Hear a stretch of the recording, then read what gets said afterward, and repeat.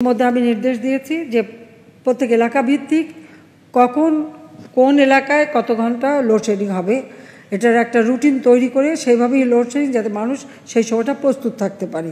যে মানুষের কষ্টটা যেটা আমরা লাঘব করতে পারি। আমরা ডিজিটাল বাংলাদেশ করেছি, বিদ্যুৎ উৎপাদন আমরা বাড়িয়েছি এবং সেই বিদ্যুৎ আজকে আমরা সমস্ত বাংলাদেশের প্রত্যেকটা ঘরে বিদ্যুৎ দিতে সক্ষম হয়েছি। তবে আপনারা জানেন যে ইউক্রেনের যুদ্ধের কারণে আজকে সেখান থেকে ডিজেলের দাম, আমি আগেই বলছি ইউক্রেনের যুদ্ধ মানে রাশিয়া আর ইউক্রেন যে যুদ্ধ শুরু হলো সেই যুদ্ধ, আর যুদ্ধের পরবর্তীতে আমেরিকা রাশিয়ার উপরে স্যাংশন দিল, ইউরোপ স্যাংশন দিল। এর ফলাফলটা এই দাঁড়িয়েছে যে এখন